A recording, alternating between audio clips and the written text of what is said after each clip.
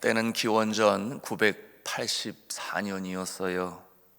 다윗이 헤브론에서 왕이 된 지 27년이나 되었고, 그리고 다윗의 나이가 이제 57세가 되었을 때에 나라의 최고 권력에 대한 야욕을 가지고 야심을 가진 이 다윗의 아들 압살롬이 이 왕권을 찬탈하고자 모반을 꾸밉니다. 그때 그의 나이가 26살이었습니다. 그 목표를 이루고자 압살롬이 계획한 첫 번째 방법은 백성들의 마음을 사는 것이니, 그러므로 예루살렘 성문 어귀에 서서 재판을 받고자 송사하기 위하여 몰려오는 사람들의 소원을 듣고 그의 편에 서서 동의하고 그의 소원을 들어주겠다 약속하는 그런 방법이었어요. 그러면서 그러한 송사를 신속하게 처리해 주어야 할 나라님인 왕 다윗이 그런 많은 송사를 들어줄 사람을 세우지 아니하였다라는 말로 왕을 폄하하는 말로 전하여, 그러나 자신은 그와 같은 송사들을 처리해 주겠다 그렇게 약속하여 사람들의 마음을 사기 시작했습니다. 문제는 정확한 조사를 통해서 양쪽의 말을 듣고 판단하여 옳고 그름을 판단했어야 했는데, 그러지 아니하고 그저 송사하러 오는 자들의 편에 서서 그들의 이야기를 들어주고 그들의 소원을 들어주게 되었으니 그것은 잘못된 것이지요. 여러분, 이와 같은 모습은 오늘날 선거철만 되면 이 국민들의 마음을 사기 위하여 자기 몸을 바치며 헌신할 것처럼 행동하는 정치인들의 모습을 연상하게 합니다. 국민들의 표를 얻기 위해서 자신을 낮추고 종인 것처럼 행동하고, 국민들이 원하는 것은 다 들어줄 것처럼 공약을 남발하는 모습과 다를 바가 없어요. 소위 포퓰리즘이라 그렇게 말을 하죠. 우선 국민들의 인기를 끌고자 하여 공약을 남발하는 것이니, 정치란 것이 모든 사람의 마음을 다 들어주기는 어렵지요. 또 그렇게 하고자 한다면 결국 국고가 바닥나게 마련이니 증세가 불가피합니다. 세금을 더 많이 걷어들이겠죠. 결국 세금의 부담은 고스란히 국민에게 돌아가는 것이니, 여러분, 이 포퓰리즘이라고 하는 것은 국가에게나 국민에게나 해악한 것입니다. 한 가지 의문이 있는 것은 4년 동안이라고 그랬어요. 이 압살롬이 다윗의 눈을 속이고 그처럼 성문 어귀에서 송사하는 자들의 마음을 들어주고 그 편에 서 있는데, 의문이 있는 것은 왕과 백성 중간에서 그런 잘못된 행위를 하는 이 모습을 어떻게 4년 동안이나 그냥 봐주는 것이 행정적인 잘못인지, 아니면 그 일을 행하는 자가 아들이기 때문에 그냥 눈 감아주는 것인지. 여러분, 시대를 초월해서 지도자로서 자신의 자식에 대한 이 우유부단한 모습은 결국 문제를 야기시키게 되어 있어요. 결국 이스라엘 백성들 간에, 또한 이 아버지와 아들 간의 분쟁이 일어나고 나아가서 동족 상쟁의 전쟁이 일어나는 결과로 귀결짓게 됩니다.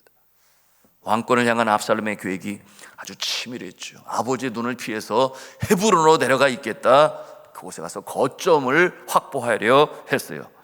여러분, 그 내용이 이제 7절에 나오는 얘기인데요, 우리 7절 말씀을 같이 읽도록 하겠습니다. 시작. 4년 만에 압살롬이 왕께 아뢰되 내가 여호와께 소원한 것이 있사오니 청하건대 내가 헤브론에 가서 그 소원을 이루게 하소서. 그 이유에 대하여 아버지 다윗의 마음을 안심시키려 하니 저가 거짓말을 합니다. 그 내용이 그 다음 절 8절의 내용이에요. 우리 8절 말씀을 같이 읽겠습니다. 시작. 당신의 종이 아람 그술에 있을 때에 서원하기를 만일 여호와께서 반드시 나를 예루살렘으로 돌아가게 하시면 내가 여호와를 섬기리다 하였나이다. 여러분, 이 말씀에서 당신의 종이란 누구일까요? 바로 이 압살롬 자신을 말하는 것입니다. 자신이 그 술에 피해 있을 때, 왜 피해 있었어요? 장남인 암논을 죽였기 때문에. 아버지 다윗 왕이 두려워 그 술에 피해 있을 때에 만일에 아버지 된 다윗이 자신을 용서하고 예루살렘으로 다시금 돌아오게 허락해 주신다면, 그렇게 말하고 있는데요, 그러면 여호와를 섬기겠다 자신이 그렇게 소원을 했다는 것이에요. 그런데 그 소원을 이루기 위하여 헤브론에 내려가고자 하오니 나를 허락하소서, 그렇게 다윗에게 요청하는 것입니다. 여러분, 이렇게 거짓말을 하여 아버지의 눈을 속이는 것이니, 여러분, 이와 같은 모습은 사람을 속이는 것이 아니에요. 곧 하나님 앞에서 하나님을 속이는 것이니 아주 잘못된 것입니다. 여러분, 십계명의 제3계명에 명령하시기를 너는 너희 하나님 여호와의 이름을 망령되이 일컫지 말라, 그렇게 말씀하셨는데요, 여호와를 섬기고자 헤브론에 간다고 하니 이는 자신의 야욕을 이루기 위하여, 그렇잖아요, 왕의 권좌를 찬탈하기 위하여 하나님의 이름을 남용한 것입니다. 하나님의 이름을 망령되이 사용한 것이니 하나님께서 기뻐하시나요? 어림도 없지요. 오늘날도 그러면 안 되는데 자신의 비즈니스를 위해서 신앙생활하는 사람들이 있어요. 이 같은 모습은 작은 교회보다는 많은 사람들이 모이는 큰 교회에서 주로 있는 모습인데요, 여러분, 그와 같은 곳에서 신앙생활은 그럴듯하게 하지만 목적은 자신의 비즈니스인 사람들, 하나님과의 이 수직적인 관계가 우선순위가 되어야 하고, 하나님과의 이 수직적인 관계가 온전히 이루어지게 되면 이 수평적인 관계는 저절로 되어지는 것인데, 그것이 하나님께서 복을 주시는 방편인데, 이 수직적인 관계가, 하나님과의 관계가 제대로 이루어지지 않은 상태에서 인간 관계만은 넓혀 나가기 위해 그런 모습으로 신앙생활을 하는 모습은 바로 다를 바가 없는 것이에요. 하나님의 이름을 이용하고자 하는 것입니다. 여러분, 이 수직적인 관계가 똑바로 설정된 자는 하나님께서 어련히 알아서 복을 주심을 믿으시길 바랍니다. 헤브론의 반역의 거점을 마련한 이 압살롬은 군사를 모으기 시작하죠. 그 중에 한 사람이 누구였었는가? 이 다윗 왕의 모사였던, 책략가였던 길로 사람 아히도벨이 그 중에 한 사람이에요. 12절 말씀을 우리가 보도록 하겠습니다. 시작. 제사 드릴 때에 압살롬이 사람을 보내 다윗의 모사 길로 사람 아히도벨을 그의 성읍 길로에서 청하여 온지라 반역하는 일이 커가매 압살롬에게로 돌아오는 백성이 많아지니라. 여러분이, 아히도벨은 다윗 왕의 모사입니다. 책략가예요. 전략가입니다. 그런데 왜 그가 압살롬 편이 되었을까요? 거기에는 이유가 있어요. 아히도벨은 누구인가 하면 다윗이 우리아를 죽이고 자신의 아내로 취한 밧세바의 조부가 됩니다. 친할아버지가 돼요. 아히도벨 입장에서 볼 때 이 다윗은 가정 파괴 범이었습니다. 자신의 손녀의 남편인 우리아를 죽이고 밧세바를 취한 다윗을 원수처럼 여겼을 것입니다. 압살롬의 쿠데타를 빌미삼아 다윗을 제거하려고 했던 아히도벨이에요.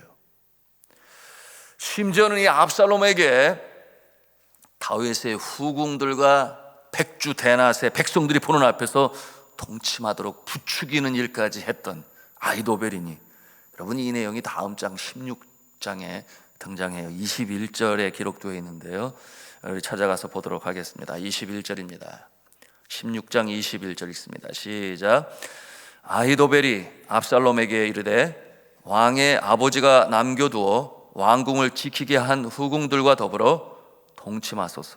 그리하면 왕께서 왕의 아버지가 미워하는 바 됨을 온 이스라엘이 들으리니 왕과 함께 있는 모든 사람의 힘이 더욱 강하여 지리이다 하니라. 여러분, 이와 같은 일에 압살롬을 도모하는 자가 아히도벨이었어요. 성도 여러분, 이 모습은 무엇을 보여주고 있습니까? 여러분, 다윗이 이처럼 죄를 범하였을 때에 하나님께서 그를 용서하셨지요. 왜 용서했습니까?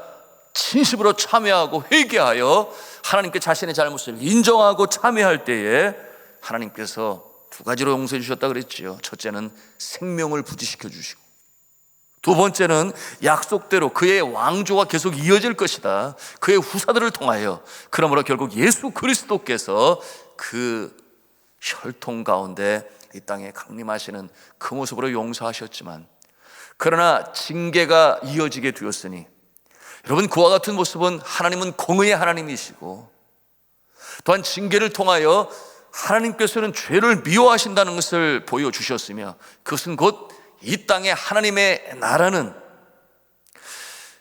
공의의 나라여 정의의 나라는 이스라엘 백성들 사이에서 질서를 세우시고자 하여 하나님께서 다윗을 징계하신 것입니다.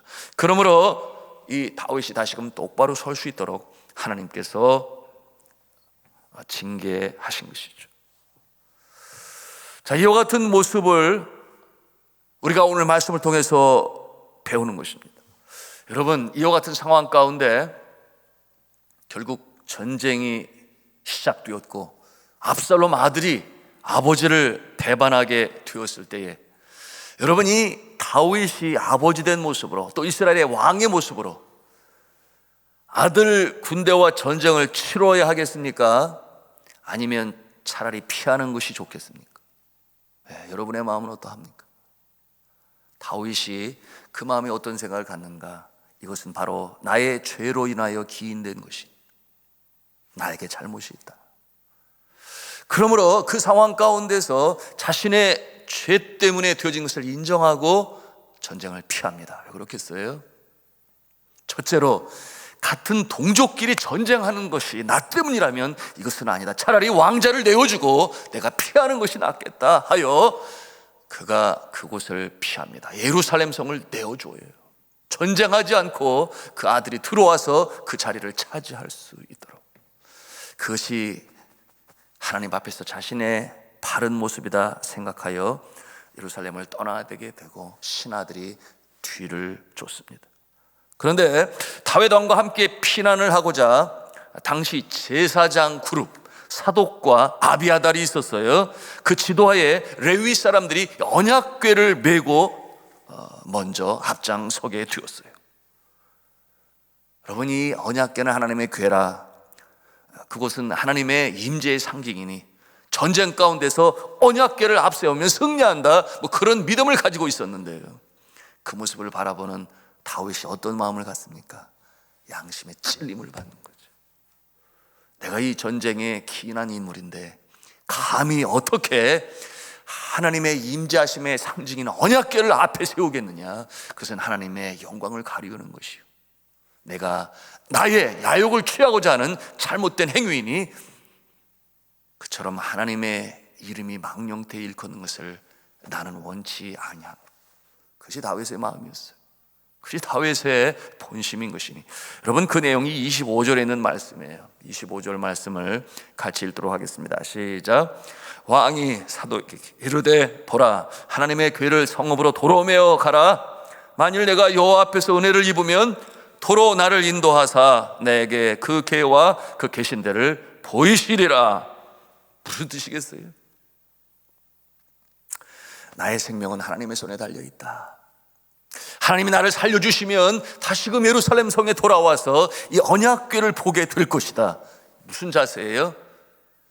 하나님이 생명의 주관자가 되시니 나의 이러한 부족한 모습도 하나님께서 불쌍히 여기셔서 은혜를 베푸시면 내가 살 것이요, 다시금 돌아오게 될 때에 이 언약궤를 다시금 보게 될 것이니, 아니다, 그것은 예루살렘 성에 있어야 한다, 도로 가지고 들어가라 하는 그 모습으로 이렇게 말하는 것입니다. 무엇을 봅니까? 이 하나님의 마음에 합한 다윗, 그는 항상 그 우선순위가 하나님이에요. 그리고 그에게 맡겨주신 약물이 이스라엘 백성들이었습니다. 그러므로 그와 같은 겸손한 자세를 취하는 다윗, 자신의 범죄로 인하여 참 어두운 때가 있었으나 철저하게 회개하고 나니 그 마음이 그와 같은 모습이 된 것이었어요. 그러므로 징계를 받는 가운데 본래의 신앙으로 회복되어진 다윗은 이와 같은 하나님 중심의 모습으로 다시 설 수 있었던 것입니다. 여러분, 자신의 평생에 함께 하신 하나님의 그 은혜를 잊지 아니했지요. 자신을 택하셔서 기름을 부으시고 또한 골리앗 장군을 때려 눕히게 하신 하나님, 왕의 자리까지 앉게 하신 하나님의 그 사랑과 은혜를 잊지 아니하는 다윗. 그러니 자기로 인해서 하나님의 영광이 가려지지 않기를 바랬던 다윗. 그러므로 자신에게 맡겨주신 이스라엘 백성들이 동족 상쟁의 전쟁을 치르지 않도록 자신이 그 자리에서 물러나는 이 모습을 통하여 오늘 믿음의 사람들이 때로 실수하여 죄를 범한다 할지라도 하나님의 징계가 다가올 때에 겸손한 마음으로 그것을 받아들이고 철저히 회개하여 하나님 기뻐하시는 모습으로 회복하는 것이 하나님의 사람이다, 하나님께서 은혜를 베푸신다 믿으시면 아멘 하시기 바랍니다. 이런 점에서 압살롬은 너무나 대조적이지 않아요? 자기의 야욕을 위하여 거짓말을 하고 하나님의 이름을 사용하고. 그러니 여러분이 압살롬의 반역은 그 동기부터가 잘못된 것 아니겠습니까? 하나님께서 그 손을 들어주실 리가 없지요. 결국 어려움을 겪었던 다윗은 예루살렘 성으로 다시금 돌아오게 되고 압살롬의 계획은 결국 숲으로 돌아가게 됩니다. 그리고 압살롬은 결국 전쟁터에서 목숨을 잃는 비참한 상황에 이르게 되었어요. 여러분, 이 새벽에도 우리가 주님 앞에 기도드려야 할 것은 무엇입니까? 내가 어려움 당할 때에 주를 바라보게 하소서. 내 마음도 내 시선도 흐트러지지 않게 하여 주옵소서. 주는 나의 모든 것입니다. 내가 오늘도 주로 말미암아 삽니다. 이와 같은 고백을 하며 주님 앞에 기도하며 나가야 하는 우리의 모습이 되어야 하니 시간 함께 우리가 주님 앞에 기도하며 나가겠습니다. 주여, 내가 어려움을 당할 때 주를 바라보게 하옵소서. 내 마음도 내 시선도 흐트러지지 말게 하여 주옵소서. 주는 나의 모든 것입니다. 내가 주로 말미암아 오늘도 삽니다. 동행하옵소서. 시간 함께 주님 앞에 기도하며 나가겠습니다.